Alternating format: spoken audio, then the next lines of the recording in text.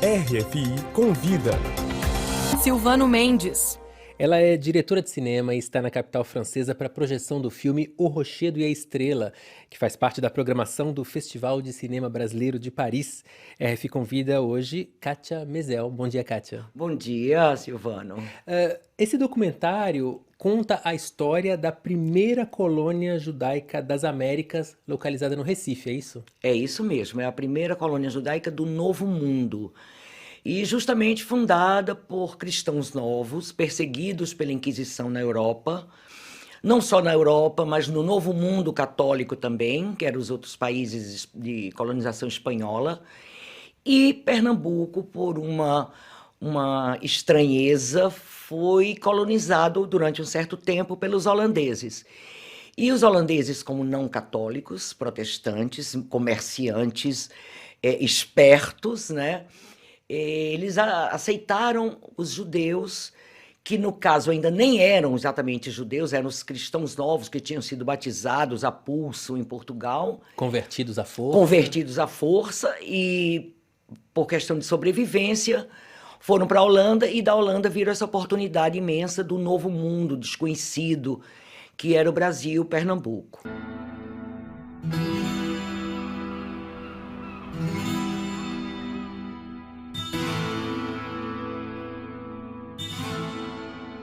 A presença de cristãos novos em Pernambuco data da primeira metade do século XVI.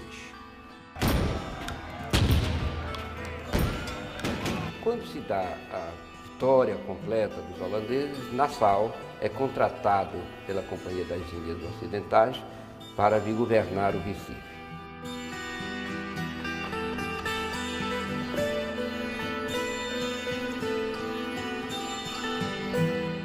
E alguns desses judeus saem depois do Brasil e a gente descobre nesse documentário que essa colônia do Recife, de uma certa maneira, teria dado origem à comunidade judaica de Nova York. É isso? Ou seja, tem uma das origens de Nova York que é pernambucana? Com certeza, com certeza.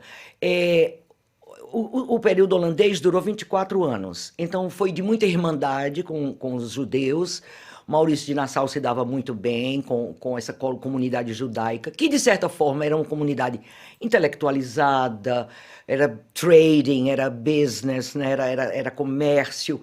Então essa comunidade floresceu Recife, conseguiu num certo momento até construir sua sinagoga, Sur Israel, a primeira sinagoga das Américas, não é? Mas esse período findou, os portugueses retomaram.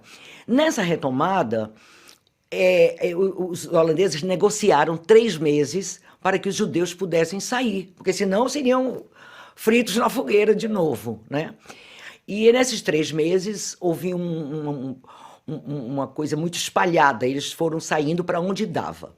Um dos navios saiu do porto do Recife, rumo a essa pequeníssima colônia, era um entreposto comercial em Manhattan, que tinha sido negociado pelos holandeses com os índios, que negociavam peles de castor. Era o grande chamariz para esse comércio.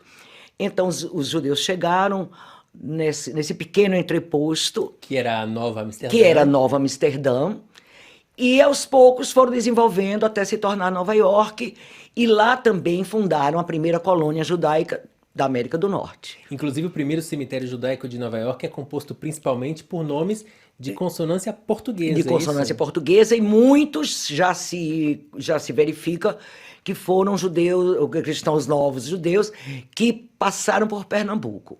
E voltando um pouco ao projeto do filme, a parte técnica mesmo, foram anos de pesquisa, né?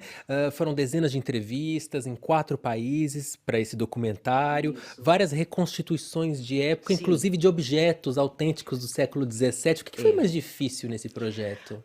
Olha, sinceramente, essa parte não foi a mais difícil, mas eu vou falar um pouco disso. A dificuldade maior foi a parte de captação de recursos. Porque, como foi pela Lei Rouanet, o dinheiro não era aportado ao projeto. Você tinha que captar junto às empresas. Essa foi a parte mais difícil. A outra parte, houve uma grande dificuldade, mas um grande prazer também. porque estava fazendo parte do filme a minha certeza visual. Então, foi uma pesquisa de 4 anos, em vários países, Museu do Traje, Museu do Azulejo, Museu da Navegação, Museu dos Mapas, museus de quadros, o Rijksmuseum de Amsterdã.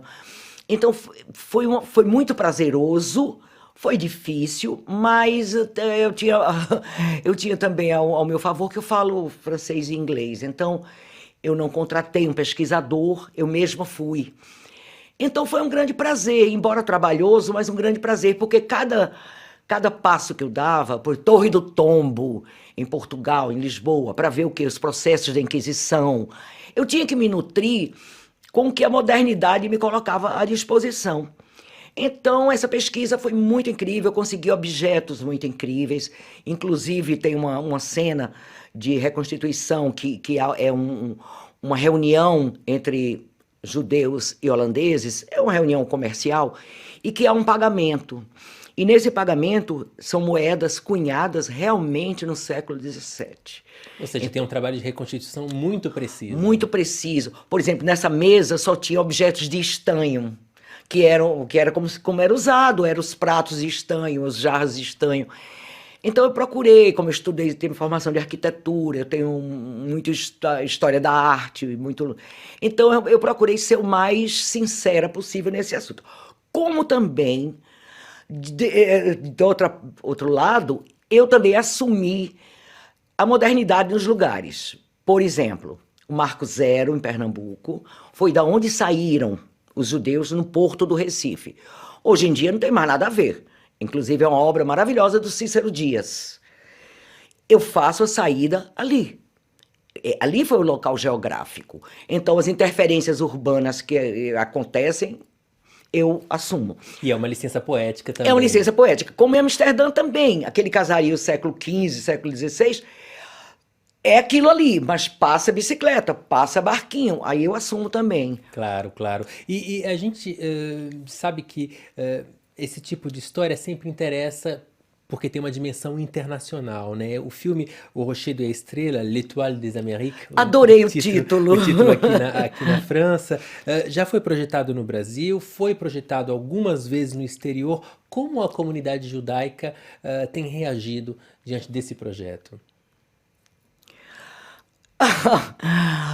Não tem grande emoção, a não ser em Recife, mas, por exemplo, em Toronto, passou num sábado, então a comunidade judaica não pôde ir.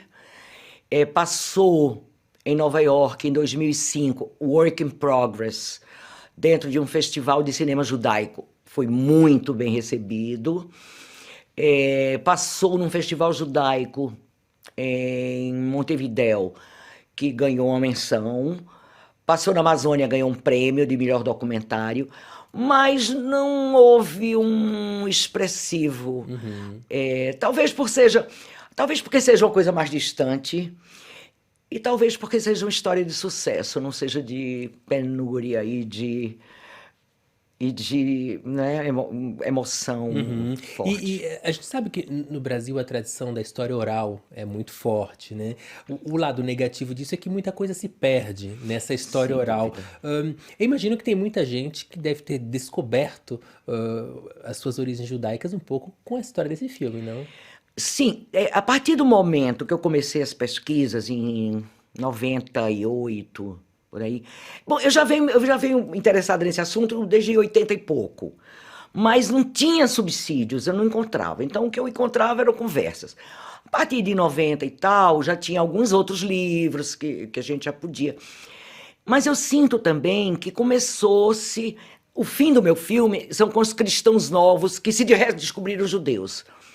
3 exemplos em Pernambuco, de pessoas completamente criadas dentro da religião católica, e que, de repente, por uma coisa ou outra, se sentem judeus.